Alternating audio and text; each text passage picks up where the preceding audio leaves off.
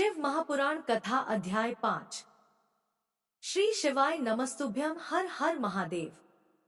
आप सभी का दिन शुभ और मंगलमय हो। आज के अध्याय में हम सभी रसपान करेंगे देवी उमा एवं भगवान शिव का प्राकट्य एवं उपदेश का वृतांत। ब्रह्मा जी बोले, नारद, भगवान विष्णु द्वारा की गई अपनी स्तुति सुनकर कल्याणमयी शिव बहुत प्रसन्न हुए और देवी उमा सहित वहां प्रकट हो गए। भगवान शिव के 5 मुख थे और हर मुख में 3-3 नेत्र थे। मस्तक में चंद्रमा, सिर पर जटा तथा संपूर्ण अंगों में विभूति लगा रखी थी। 10 भुजा वाले गले में नीलकंठ, आभूषणों से विभूषित और माथे पर भस्म का त्रिपुंड लगाए थे। उनका यह रूप मन को मोहित करने वाला और परम आनंदमय था। महादेव जी के साथ भगवती उमा ने भी हमें दर्शन दिए। उनको देखकर मैंने और विष्णु जी पुनः उनकी स्तुति करनी शुरू कर दी। तब पापों का नाश करने वाले तथा अपने भक्तों पर सदा कृपा दृष्टि रखने वाले महेश्वर ने मुझे और भगवान विष्णु को श्वास से वेद का उपदेश दिया। तत्पश्चात उन्होंने हमें गुप्त ज्ञान प्रदान किया। वेद का ज्ञान प्राप्त कर कृतार्थ हुए विष्णु जी और मैंने भगवान शिव और देवी के सामने अपने दोनों हाथ जोड़कर नमस्कार किया तथा प्रार्थना की। विष्णु जी ने पूछा, हे देव, आप किस प्रकार प्रसन्न होते हैं तथा किस प्रकार आपकी पूजा और ध्यान करना चाहिए? कृपया कर हमें इसके बारे में बताएं तथा सदुपदेश देकर धन्य करें। ब्रह्मा जी कहते हैं, नारद, इस प्रकार श्रीहरि की यह बात सुनकर अत्यंत प्रसन्न हुए कृपानिधान शिव ने प्रीतिपूर्वक यह बात की। श्री शिव बोले, मैं तुम दोनों की भक्ति से बहुत प्रसन्न हूँ। मेरे इसी रूप का पूजन व चिंतन करना चाहिए।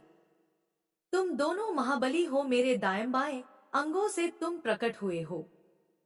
लोकपिता ब्रह्मा मेरे दाहिने पार्श्व से और पालनहार विष्णु मेरे बाएं पार्श्व से प्रकट हुए हो।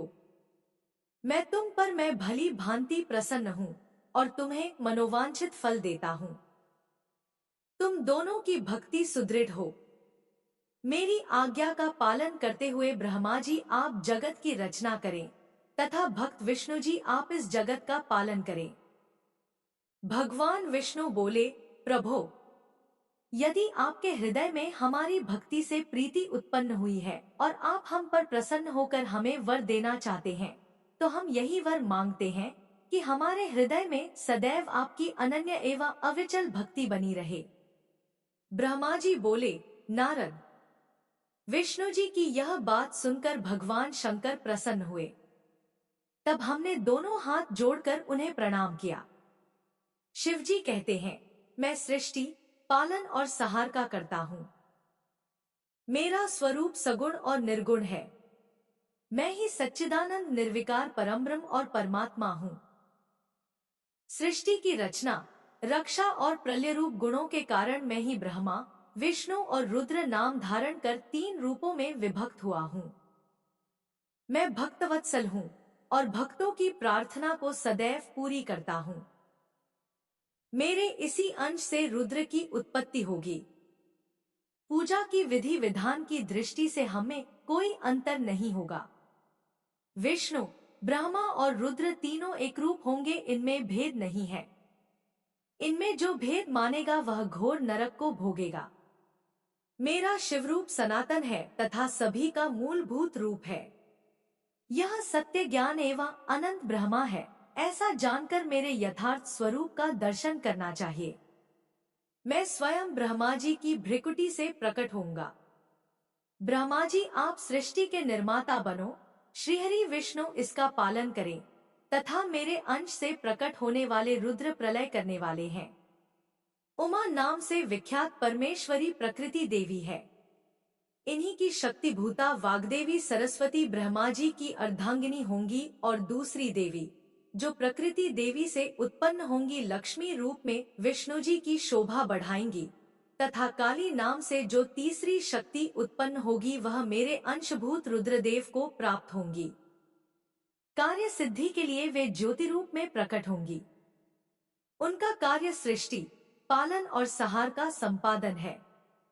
मैं ही सृष्टि, पालन और सहार करने वाले रज आदि 3 गुणों द्वारा ब्रह्मा, विष्णु और रुद्र नाम से प्रसिद्ध हो 3 रूपों में प्रकट होता हूँ। तीनों लोकों का पालन करने वाले श्रीहरि अपने भीतर तमोगुण और बाहर सत्वगुण धारण करते हैं। त्रिलोक का सहार करने वाले रुद्रदेव भीतर सत्वगुण और बाहर तमोगुण धारण करते हैं तथा त्रिभुवन की सृष्टि करने वाले ब्रह्मा जी बाहर और भीतर से रजोगुणी हैं। इस प्रकार ब्रह्मा, विष्णु तथा रुद्र तीनों देवताओं में गुण हैं, तो शिव गुणातीत माने जाते हैं। हे विष्णु, तुम मेरी आज्ञा से सृष्टि का प्रसन्नता पूर्वक पालन करो। ऐसा करने से तुम तीनों लोकों में पूजनीय होगे। श्रीहरि को सृष्टि की रक्षा का भार एवं त्रिदेव को आयुर्बल देना। परमेश्वर शिव बोले, हे उत्तम व्रत का पालन करने वाले विष्णु, तुम सर्वदा सब लोकों में पूजनीय और मान्य होगे। ब्रह्मा जी के द्वारा रचे लोक में कोई दुख या संकट होने पर दुखों और संकटों का नाश करने के लिए तुम सदा तत्पर रहना। तुम अनेकों अवतार ग्रहण कर जीवों का कल्याण कर अपनी कीर्ति का विस्तार करोगे। मैं तुम्हारे कार्यों में तुम्हारी सहायता करूंगा और तुम्हारे शत्रुओं का नाश करूंगा। तुम में और रुद्र में कोई अंतर नहीं है, तुम एक दूसरे के पूरक हो। जो मनुष्य रुद्र का भक्त होकर तुम्हारी निंदा करेगा, उसका पुण्य नष्ट हो जाएगा और उसे नरक भोगना पड़ेगा। मनुष्यों को तुम भोग और मोक्ष प्रदान करने वाले और उनके परम पूज्य देव होकर उनका निग्रह, अनुग्रह आदि करोगे। ऐसा कहकर भगवान शिव ने मेरा हाथ विष्णु जी के हाथ में देकर कहा, तुम संकट के समय सदा इनकी सहायता करना तथा सभी को भोग और मोक्ष प्रदान करना तथा सभी मनुष्यों की कामनाओं को पूरा करना। तुम्हारी शरण में आने वाले मनुष्य को मेरा आश्रय भी मिलेगा तथा हमें भेद करने वाला मनुष्य नरक में जाएगा। ब्रह्मा जी कहते हैं, देवर्षि नारद, भगवान शिव का यह वचन सुनकर मैंने और भगवान विष्णु ने महादेव जी को प्रणाम कर धीरे से कहा, हे करुणानिधि भगवान शंकर, मैं आपकी आज्ञा मानकर सब कार्य करूंगा। मेरा जो भक्त आपकी निंदा करे उसे आप नरक प्रदान करें। आपका भक्त मुझे अत्यंत प्रिय है। महादेव जी बोले, अब ब्रह्मा, विष्णु और रुद्र के आयुर्बल को सुनो। 4000 युग का ब्रह्मा का एक दिन होता है और 4000 युग की एक रात होती है। 30 दिन का एक महीना और 12 महीनों का एक वर्ष होता है। इस प्रकार के वर्ष प्रमाण से ब्रह्मा की 100 वर्ष की आयु होती है और ब्रह्मा का एक वर्ष विष्णु का एक दिन होता है। वह भी इसी प्रकार से 100 वर्ष जिएंगे तथा विष्णु का एक वर्ष रुद्र के एक दिन के बराबर होता है और वह भी इसी क्रम से 100 वर्ष तक स्थित रहेंगे। तब शिव के मुख से एक ऐसा श्वास प्रकट होता है जिसमें उनके 21,600 दिन और रात होते हैं। उनके 6 बार सांस अंदर लेने और छोड़ने का एक पल और 8 घड़ी और 60 घड़ी का एक दिन होता है। उनके सांसों की कोई संख्या नहीं है, इसलिए वे अक्षय हैं। अतः तुम मेरी आज्ञा से सृष्टि का निर्माण करो। उनके वचनों को सुनकर विष्णु जी ने उन्हें प्रणाम करते हुए कहा कि आपकी आज्ञा मेरे लिए शिरोधार्य है। यह सुनकर भगवान शिव ने उन्हें आशीर्वाद दिया और अंतर्धान हो गए। उसी समय से लिंग की आरंभ हो गई। ऋषि बोले, हे सूत जी, अब आप हम पर कृपा कर हमें ब्रह्मा जी व नारद के संवादों के अनुसार शिव पूजन की विधि बताइए, जिससे भगवान शिव प्रसन्न होते हैं। ब्राह्मण, क्षत्रिय, वैश्य और शूद्र आदि चारों वर्णों को शिव पूजन किस प्रकार करना चाहिए? आपने व्यास जी के मुख से जो सुना हो कृपया हमें भी बताइए। महर्षियों के ये वचन सुनकर सूत जी ने ऋषियों द्वारा पूछे गए प्रश्नों का उत्तर देते हुए कहना आरंभ किया। सूत जी बोले, हे मुनीश्वर, जैसा आपने पूछा है वह बड़े रहस्य की बात है। मैंने इसे जैसा सुना है उसे मैं अपनी बुद्धि के अनुसार आपको सुना रहा हूँ। पूर्व काल में व्यास जी ने सनत कुमार जी से यही प्रश्न किया था। फिर उपमन्यु जी ने भी इसे सुना था और इसे भगवान श्री कृष्ण को सुनाया था। वही सब मैं अब ब्रह्मा नारद संवाद के रूप में आपको बता रहा हूँ। ब्रह्मा जी ने कहा, भगवान शिव की भक्ति सुखमय, निर्मल एवं सनातन रूप है तथा समस्त मनोवांछित फलों को देने वाली है। यह दरिद्रता, रोग, दुख तथा शत्रु द्वारा दी गई पीड़ा का नाश करने वाली है। जब तक मनुष्य भगवान शिव का पूजन नहीं करता और उनकी शरण में नहीं जाता, तब तक ही उसे दरिद्रता, दुख, रोग और शत्रुजनित पीड़ा, ये चारों प्रकार के पाप दुखी करते हैं। भगवान शिव की पूजा करते ही ये दुख समाप्त हो जाते हैं और अक्षय सुखों की प्राप्ति होती है।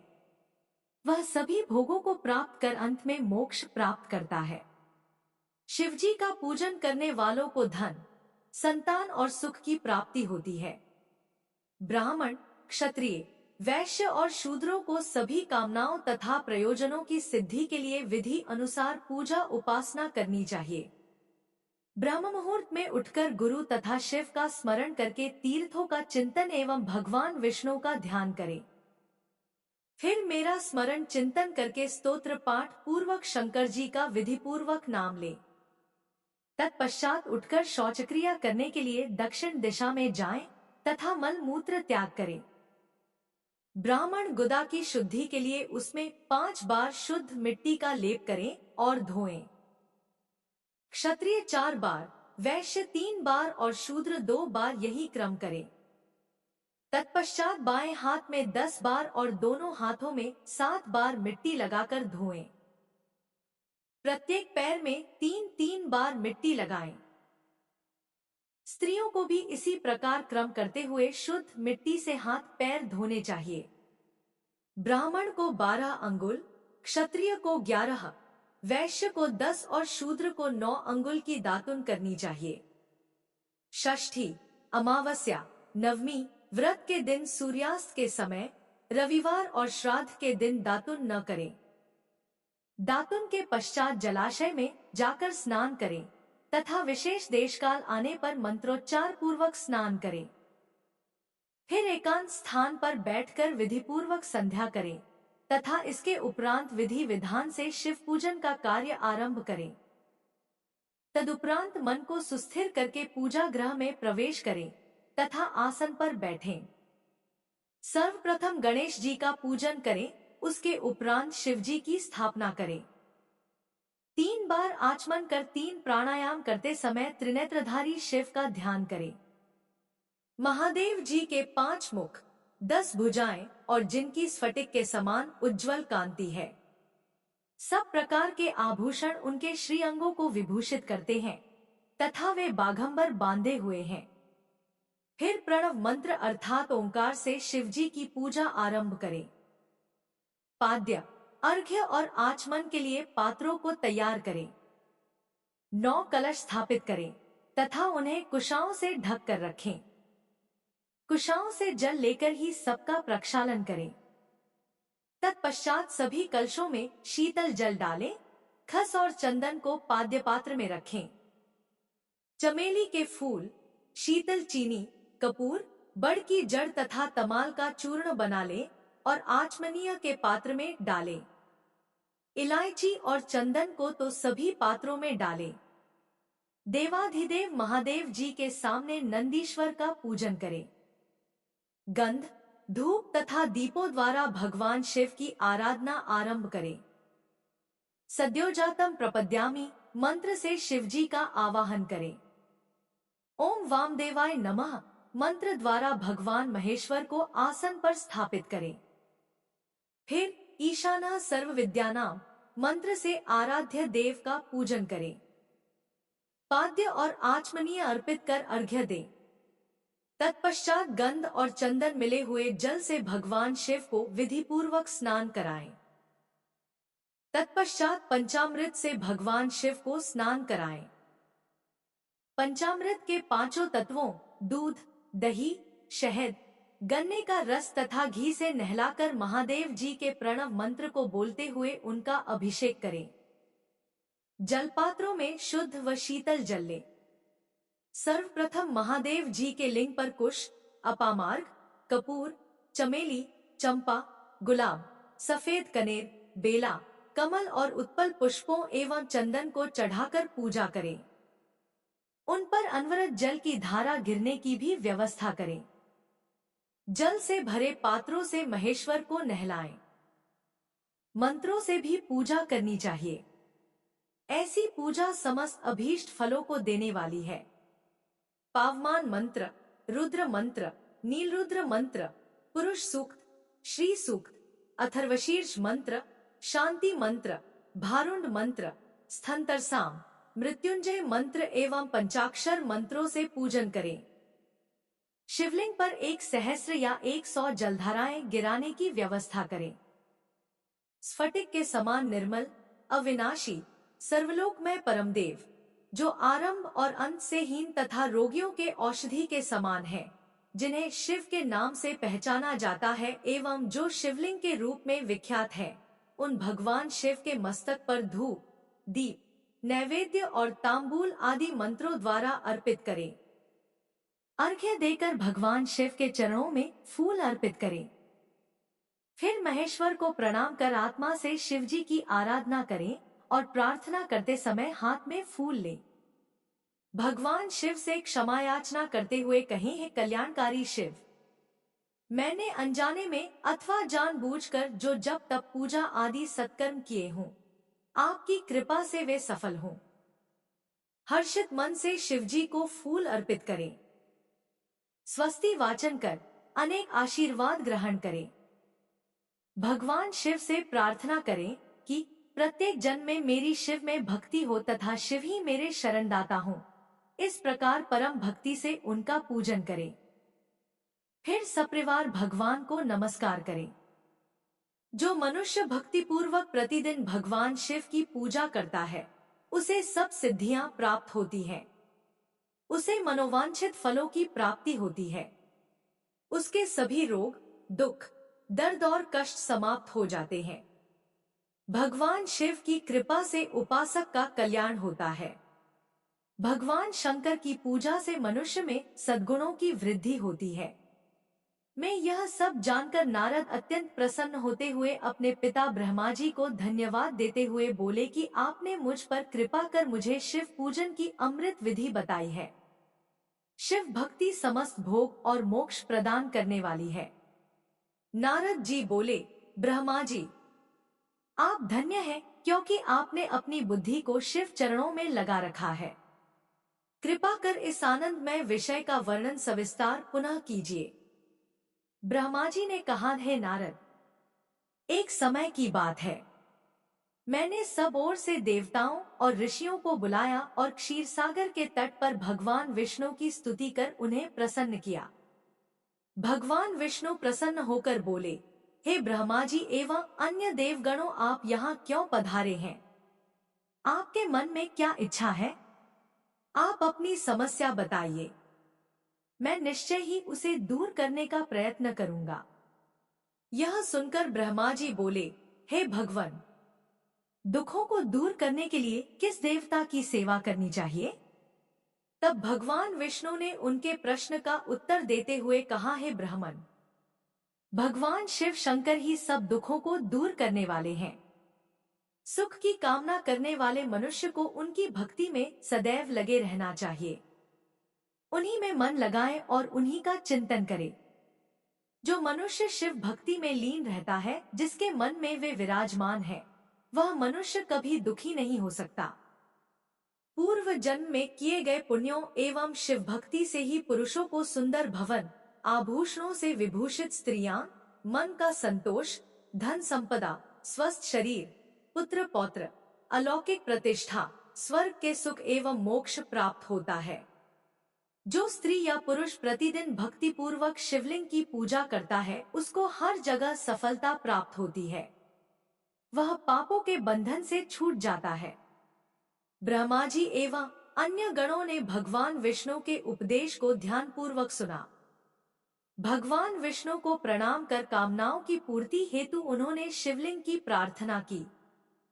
तब श्री विष्णु ने विश्वकर्मा को बुलाकर कहा, हे मुने, तुम मेरी आज्ञा से देवताओं के लिए शिवलिंगों का निर्माण करो तब विश्वकर्मा ने मेरी और श्रीहरि की आज्ञा को मानते हुए देवताओं के लिए उनके अनुसार लिंगों का निर्माण कर उन्हें प्रदान किया।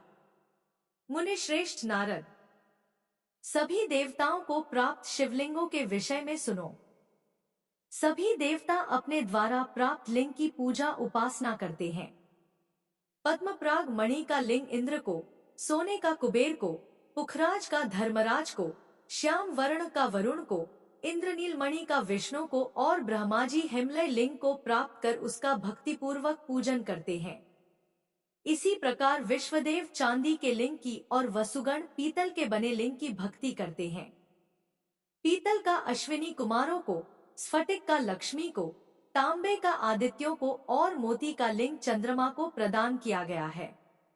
व्रजलिंग ब्राह्मणों के लिए व मिट्टी का लिंग ब्राह्मणों की स्त्रियों के लिए है। मयासुर चंदन द्वारा बने लिंग का और नागों द्वारा मूंगे के बने शिवलिंग का आदर पूर्वक पूजन किया जाता है। देवी मक्खन के बने लिंग की अर्चना करती हैं। योगीजन भस्ममय लिंग की, यक्षगण दधि से निर्मित लिंग की, छाया देवी आटे के लिंग और ब्रह्मपत्नी रत्नमय शिवलिंग की पूजा करती है। बाणासुर पार्थिव लिंग की पूजा करता है। भगवान विष्णु ने देवताओं को उनके हित के लिए शिवलिंग के साथ पूजन विधि भी बताई। देवताओं के वचनों को सुनकर मेरे हृदय में हर्ष की अनुभूति हुई। मैंने लोगों का कल्याण करने वाली शिव पूजा की उत्तम विधि बताई। यह शिव भक्ति समस्त अभीष्ट फलों को प्रदान करने वाली है। इस प्रकार लिंगों के विषय में बताकर ब्रह्मा जी ने शिवलिंग व शिव भक्ति की महिमा का वर्णन किया। शिव पूजन भोग और मोक्ष प्रदान करता है। मनुष्य जन्म उच्च कुल में प्राप्त करना अत्यंत दुर्लभ है। इसलिए मनुष्य रूप में जन्म लेकर मनुष्य को शिव भक्ति में लीन रहना चाहिए। शास्त्रों द्वारा बताए गए मार्ग का अनुसरण करते हुए जाति के नियमों का पालन करते हुए कर्म करें। संपत्ति के अनुसार दान आदि दें, जप, तप, यज्ञ और ध्यान करें। ध्यान के द्वारा ही परमात्मा का साक्षात्कार होता है। भगवान शंकर अपने भक्तों के लिए सदा उपलब्ध रहते हैं। जब तक ज्ञान की प्राप्ति न हो तब तक कर्मों से ही आराधना करें। इस संसार में जो जो वस्तु सत असत रूप में दिखती है अथवा सुनाई देती है, वह परब्रह्म शिव रूप है। तत्वज्ञान न होने तक देव की मूर्ति का पूजन करें। अपनी जाति के लिए अपनाए गए कर्म का प्रयत्न पूर्वक पालन करें। आराध्य देव का पूजन श्रद्धा पूर्वक करें, क्योंकि पूजन और दान से ही हमारी सभी विघ्न व बाधाएं दूर होती हैं। जिस प्रकार मैले कपड़े पर रंग अच्छे से नहीं चढ़ता परंतु साफ कपड़े पर अच्छी तरह से रंग चढ़ता है, उसी प्रकार देवताओं की पूजा अर्चना से मनुष्य का शरीर पूर्णतया निर्मल हो जाता है। उस पर ज्ञान का रंग चढ़ता है और वह भेदभाव आदि बंधनों से छूट जाता है। बंधनों से छूटने पर उसके सभी दुख दर्द समाप्त हो जाते हैं और मोह माया से मुक्त मनुष्य शिव पद प्राप्त कर लेता है। मनुष्य जब तक गृहस्थ आश्रम में रहे तब तक सभी देवताओं में श्रेष्ठ भगवान शंकर की मूर्ति का प्रेम पूर्वक पूजन करे। भगवान शंकर ही सभी देवों के मूल हैं। उनकी पूजा से बढ़कर कुछ भी नहीं है। जिस प्रकार वृक्ष की जड़ में पानी से सींचने पर जड़ एवं शाखाएं सभी तृप्त हो जाती हैं, उसी प्रकार भगवान शिव की भक्ति है। अतः मनोवांछित फलों की प्राप्ति के लिए शिव जी की पूजा करनी चाहिए। अभीष्ट फलों की प्राप्ति तथा सिद्धि के लिए समस्त प्राणियों को सदैव लोक कल्याणकारी भगवान शिव का पूजन करना चाहिए। ब्रह्मा जी कहते हैं, हे नारद, अब मैं शिव पूजन की सर्वोत्तम विधि बताता हूँ।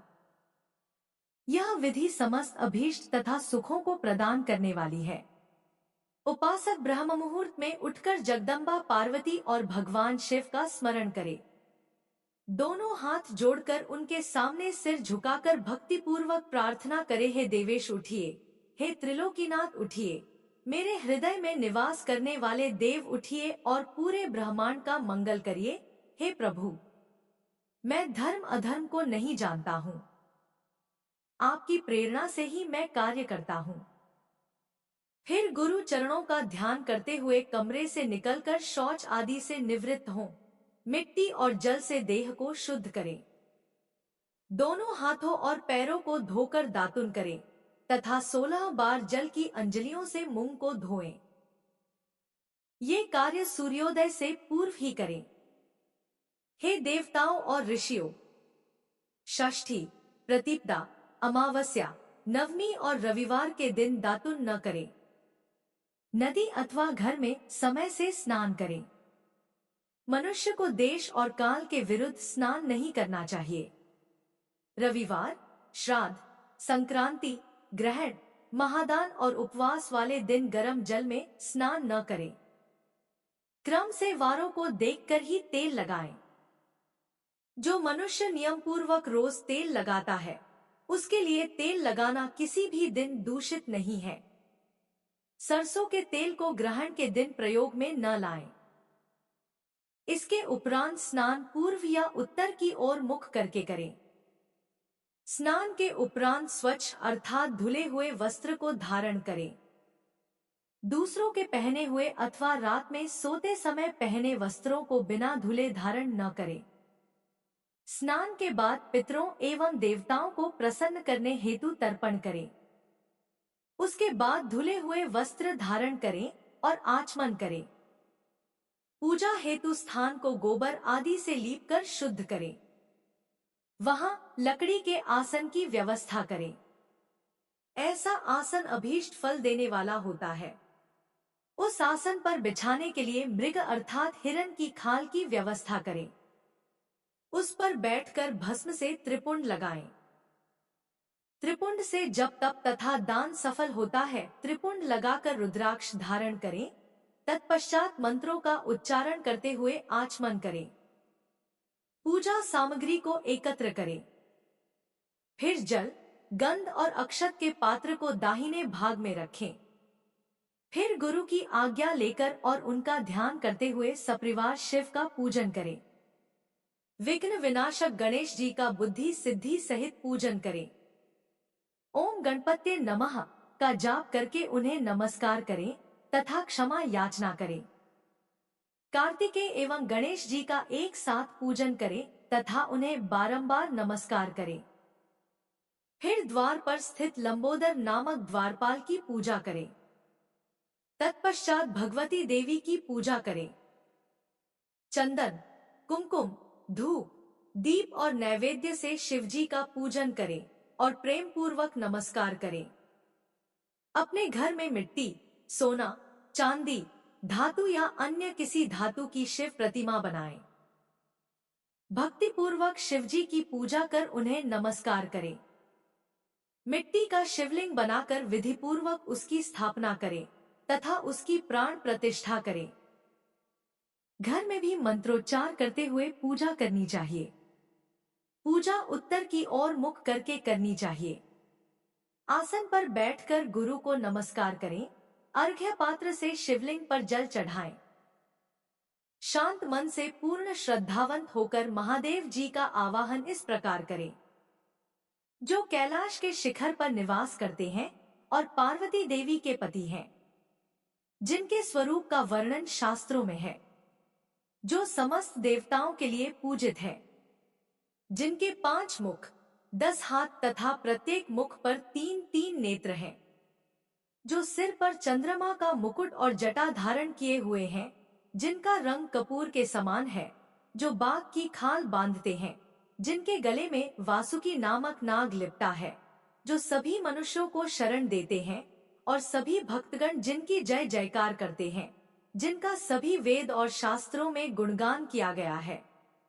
ब्रह्मा, विष्णु जिनकी स्तुति करते हैं, जो परम आनंद देने वाले तथा भक्तवत्सल हैं, ऐसे देवों के देव महादेव भगवान शिवजी का मैं आवाहन करता हूँ। इस प्रकार आवाहन करने के पश्चात उनका आसन स्थापित करें। आसन के बाद शिवजी को पाद्य और अर्घ्य दें। पंचामृत के द्रव्यों द्वारा शिवलिंग को स्नान कराएं तथा मंत्रों सहित द्रव्य अर्पित करें। स्नान के पश्चात सुगंधित चंदन का लेप करें तथा सुगंधित जलधारा से उनका अभिषेक करें। फिर आचमन कर जल दें और वस्त्र अर्पित करें। मंत्रों द्वारा भगवान शिव को तिल, जौ, गेहूं, मूंग और उड़द अर्पित करें, पुष्प चढ़ाएं। शिवजी के प्रत्येक मुख पर कमल, शतपत्र, शंख पुष्प, कुश पुष्प, धतूरा, मंदार, द्रोण पुष्प, तुलसी दल तथा बेलपत्र चढ़ाकर पराभक्ति से महेश्वर की विशेष पूजा करें। बेलपत्र समर्पित करने से शिवजी की पूजा सफल होती है। तत्पश्चात सुगंधित चूर्ण तथा सुवासित तेल बड़े हर्ष के साथ भगवान शिव को अर्पित करें। गुग्गुल और अगरू की धूप दें, घी का दीपक जलाएं। प्रभो शंकर, आपको हम नमस्कार करते हैं। आप अर्घ्य को स्वीकार करके मुझे रूप दीजिए, यश दीजिए और भोग व मोक्ष रूपी फल प्रदान कीजिए। यह कहकर अर्घ्य अर्पित करें। नैवेद्य व तांबूल अर्पित करें। 5 बत्ती की आरती करें। 4 बार पैरों में, 2 बार नाभि के सामने, 1 बार मुख के सामने तथा संपूर्ण शरीर में 7 बार आरती दिखाएं। तत्पश्चात शिवजी की परिक्रमा करें। हे प्रभु शिव शंकर, मैंने अज्ञान से अथवा जानबूझकर जो पूजन किया है वह आपकी कृपा से सफल हो। हे भगवान, मेरे प्राण आप में लगे हैं। मेरा मन सदा आपका ही चिंतन करता है। हे गौरीनाथ, भूतनाथ, आप मुझ पर प्रसन्न होइए।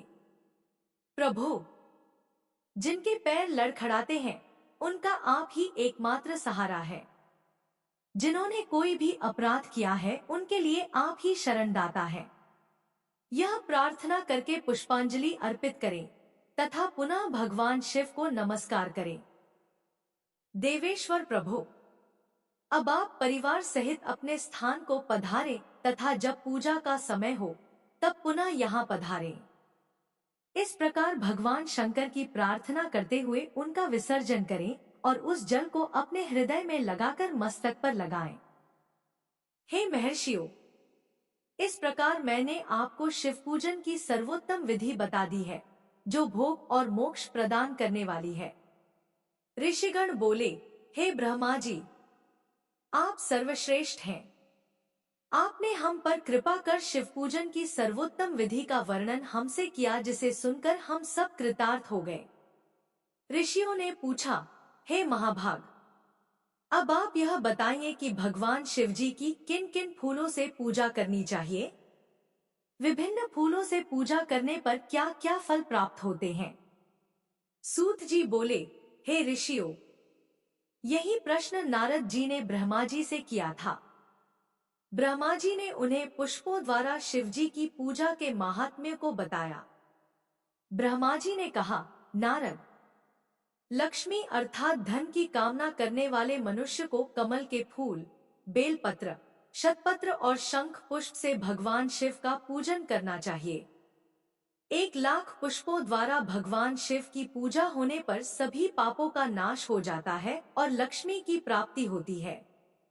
1,00,000 फूलों से शिवजी की पूजा करने से मनुष्य को संपूर्ण अभीष्ट फलों की प्राप्ति होती है।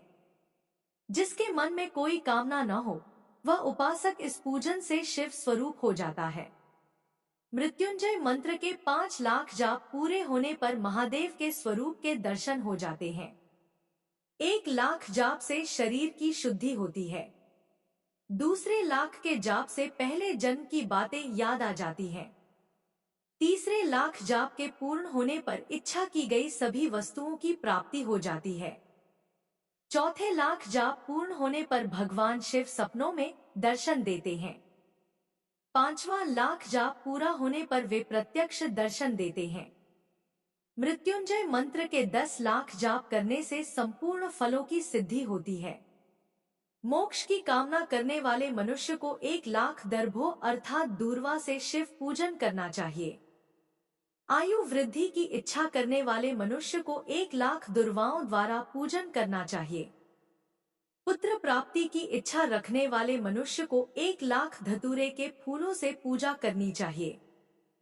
पूजन में लाल डंठल वाले धतूरे को शुभदायक माना जाता है। यश प्राप्ति के लिए 1,00,000 अगस्त्य के फूलों से पूजा करनी चाहिए।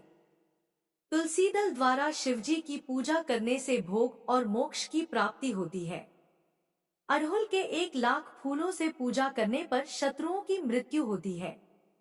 1 लाख करवीर के फूलों से शिव पूजन करने पर समस्त रोगों का नाश हो जाता है। दोपहरिया के फूलों के पूजन से आभूषण तथा चमेली के फूलों से पूजन करने से वाहन की प्राप्ति होती है। अलसी के फूलों से शिव पूजन करने से विष्णु जी भी प्रसन्न होते हैं। बेलों के फूलों से अर्घ्य देने पर अच्छे जीवन साथी की प्राप्ति होती है।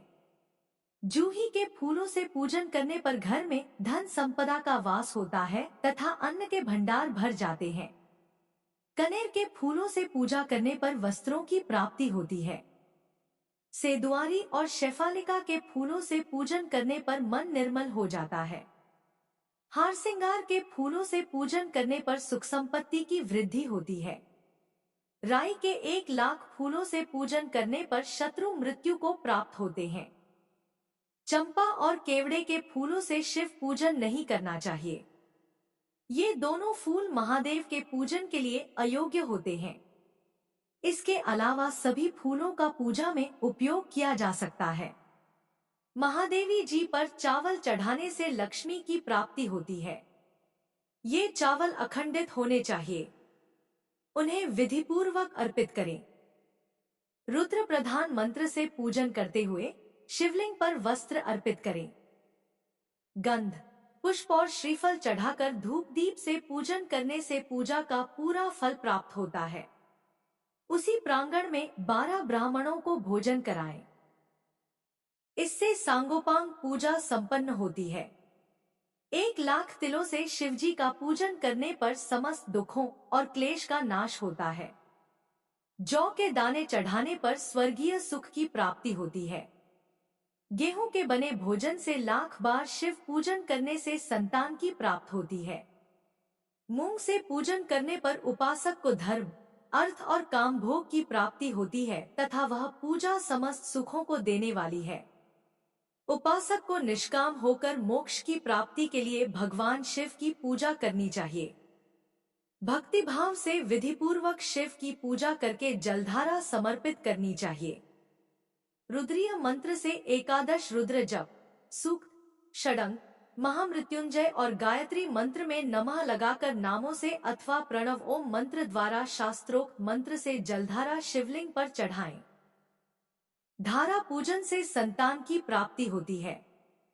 सुख और संतान की वृद्धि के लिए जलधारा का पूजन उत्तम होता है। उपासक को भस्म धारण प्रेम पूर्वक शुभ एवं दिव्य द्रवों द्वारा शिव पूजन कर उनके सहस्र नामों का जाप करते हुए शिवलिंग पर घी की धारा चढ़ानी चाहिए। इससे वंश का विस्तार होता है। 10,000 मंत्रों द्वारा इस प्रकार किया गया पूजन रोगों को समाप्त करता है तथा मनोवांछित फल की प्राप्त होती है। नपुंसक पुरुष को शिवजी का पूजन घी से करना चाहिए। ब्राह्मणों को भोजन कराना चाहिए और प्राजापत्य का व्रत रखना चाहिए। बुद्धिहीन मनुष्य को दूध में शक्कर मिलाकर इसकी धारा शिवलिंग पर चढ़ानी चाहिए। इससे भगवान प्रसन्न होकर उत्तम बुद्धि प्रदान करते हैं। यदि मनुष्य का मन उदास रहता हो, जी उचट जाए, कहीं भी प्रेम न रहे, दुख बढ़ जाए तथा घर में सदैव लड़ाई रहती हो तो मनुष्यों को शक्कर मिश्रित दूध 10,000 मंत्रों का जाप करते हुए शिवलिंग को अर्पित करना चाहिए। खुशबू वाला तेल चढ़ाने पर भोगों की वृद्धि होती है। यदि शिवजी पर शहद चढ़ाया जाए तो टीबी जैसा रोग भी समाप्त हो जाता है। शिवजी को गन्ने का रस चढ़ाने से आनंद की प्राप्ति होती है। गंगाजल को चढ़ाने से भोग और मोक्ष की प्राप्ति होती है। उपरोक्त वस्तुओं को अर्पित करते समय मृत्युंजय मंत्र के 10,000 जाप करने चाहिए और 11 ब्राह्मणों को भोजन कराना चाहिए। इस प्रकार शिवजी की विधि सहित पूजा करने से पुत्र पौत्रादि सहित सब सुखों को भोगकर अंत में शिवलोक की प्राप्ति होती है। नारद जी ने पूछा, हे पितामह, आपने बहुत सी ज्ञान बढ़ाने वाली उत्तम बातों को सुनाया। कृपया इसके अलावा और भी जो आप सृष्टि एवं उससे संबंधित लोगों के बारे में जानते हैं, हमें बताने की कृपा करें। ब्रह्मा जी बोले, मुने, हमें आदेश देकर जब महादेव जी अंतर्धान हो गए तो मैं उनकी आज्ञा का पालन करते हुए ध्यानमग्न होकर अपने कर्तव्यों के विषय में सोचने लगा। उस समय भगवान श्रीहरि विष्णु से ज्ञान प्राप्त कर मैंने सृष्टि की रचना करने का निश्चय किया। भगवान विष्णु मुझे आवश्यक उपदेश देकर वहां से चले गए। भगवान शिव की कृपा से ब्रह्मांड से बाहर बैकुंठ धाम में जा पहुँचे और वहीं निवास करने लगे। सृष्टि की रचना करने के उद्देश्य से मैंने भगवान शिव और विष्णु का स्मरण करके जल को हाथ में लेकर ऊपर की ओर उछाला। इससे वहां एक अंड प्रकट हुआ जो 24 तत्वों का समूह कहा जाता है। वह विराट आकार वाला अंड जड़ रूप में था। उसे चेतनता प्रदान करने हेतु मैं कठोर तप करने लगा और 12 वर्षों तक तप करता रहा। तब श्रीहरि विष्णु स्वयं प्रकट हुए और प्रसन्नतापूर्वक बोले। श्री विष्णु ने कहा, ब्राह्मण मैं तुम पर प्रसन्न हूँ। जो इच्छा हो वह वर मांग लो। भगवान शिव की कृपा से मैं सब कुछ देने में समर्थ हूँ। ब्रह्मा बोले, महाभाग, आपने मुझ पर बड़ी कृपा की है। भगवान शंकर ने मुझे आपके हाथों में सौंप दिया है, आपको मैं नमस्कार करता हूँ। कृपा कर इस विराट 24 तत्वों से बने अंड को चेतना प्रदान कीजिए। मेरे ऐसा कहने पर श्री विष्णु ने अनंत रूप धारण कर अंड में प्रवेश किया। उस समय उनके सहस्रों मस्तक, सहस्र आंखें और सहस्र पैर थे। उनके अंड में प्रवेश करते ही वह चेतन हो गया। पाताल से सत्य लोक तक अंड के रूप में वहां विष्णु भगवान विराजने लगे। अंड में विराजमान होने के कारण विष्णु जी वैराज पुरुष कहलाए। पंचमुख महादेव ने अपने निवास हेतु कैलाश नगर का निर्माण किया। देवर्षि संपूर्ण ब्रह्मांड का नाश होने पर भी बैकुंठ और कैलाश अमर रहेंगे, अर्थात इनका नाश नहीं हो सकता। महादेव की आज्ञा से ही मुझमें सृष्टि की रचना करने की इच्छा उत्पन्न हुई है। अनजाने में ही मुझसे तमोगुणी सृष्टि की उत्पत्ति हुई, जिसे अविद्या पंचक कहते हैं। उसके पश्चात भगवान शिव की आज्ञा से स्थावर संज्ञक वृक्ष, जिसे पहला सर्ग कहते हैं, का निर्माण हुआ। परंतु पुरुषार्थ का साधक नहीं था, अतः दूसरा सर्ग तिर्यक्त्रोता प्रकट हुआ। यह दुख से भरा हुआ था। तब ब्रह्मा जी द्वारा ऊर्ध्वस्रोता नामक तीसरे सर्ग की रचना की गई। यह सात्विक सर्ग देव सर्ग के नाम से प्रसिद्ध हुआ। यह सर्ग सत्यवादी तथा परम सुखदायक है। इसकी रचना के उपरांत मैंने पुनः शिव चिंतन आरंभ कर दिया। तब एक रजोगुणी सृष्टि का आरंभ हुआ जो अर्वाक स्रोता नाम से विख्यात हुआ। इसके बाद मैंने 5 विकृत सृष्टि और 3 प्राकृत सर्गों को जन्म दिया।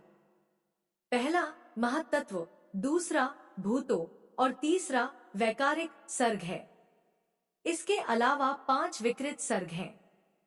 दोनों को मिलाकर कुल 8 सर्ग होते हैं। नवां कौमार सर्ग है, जिससे सनत सनंदन कुमारों की रचना हुई है। सनत आदि मेरे 4 मानस पुत्र हैं, जो ब्रह्मा के समान है। वे महान व्रत का पालन करने वाले हैं। वे संसार से विमुख एवं ज्ञानी हैं। उनका मन शिव चिंतन में लगा रहता है। मुनि नारद, मेरी आज्ञा पाकर भी उन्होंने सृष्टि के कार्य में मन नहीं लगाया। इससे मुझ में क्रोध प्रवेश कर गया। तब भगवान विष्णु ने मुझे समझाया और भगवान शिव की तपस्या करने के लिए कहा। मेरी घोर तपस्या से मेरी भौहों और नाक के मध्य भाग से महेश्वर की 3 मूर्तियां प्रकट हुईं, जो पूर्णांश, सर्वेश्वर एवं दया सागर थी, और भगवान शिव का अर्धनारीश्वर रूप प्रकट हुआ। जन्म मरण से रहित, परम तेजस्वी, सर्वज्ञ, नीलकंठ, साक्षात उमावल्लभ भगवान महादेव के साक्षात दर्शन कर मैं धन्य हो गया। मैंने भक्तिभाव से उन्हें प्रणाम किया और उन्हें प्रसन्न करने के लिए उनकी स्तुति करने लगा। तब मैंने उनसे जीवों की रचना करने की प्रार्थना की। मेरी प्रार्थना स्वीकारते हुए देवाधिदेव भगवान शिव ने रुद्र गणों की रचना की। तब मैंने उनसे पुनः कहा, देवेश्वर शिव शंकर, अब आप संसार की मोहमाया में लिप्त ऐसे जीवों की रचना करें जो मृत्यु और जन्म के बंधन में बंधे हों। यह सुनकर महादेव जी हंसते हुए कहने लगे। शिवजी ने कहा, हे ब्रह्मा, मैं जन्म और मृत्यु के भय में लिप्त जीवों की रचना नहीं करूंगा, क्योंकि वे जीव संसार रूपी बंधन में बंधे होने के कारण दुखों से युक्त होंगे। मैं सिर्फ से उनका उद्धार करूंगा, उन्हें परम ज्ञान प्रदान कर उनके ज्ञान का विकास करूंगा। हे प्रजापते, इन जीवों की रचना आप करें। मोहमाया के बंधनों में बंधे इस प्रकार के जीवों की सृष्टि करने पर भी आप इस माया में नहीं बंधेंगे। मुझसे इस प्रकार कहकर महादेव शिव शंकर अपने पार्षदों के साथ वहां से अंतर्धान हो गए। जय भोलेनाथ। इससे आगे का वृतांत अगले अध्याय में जरूर सुनिएगा।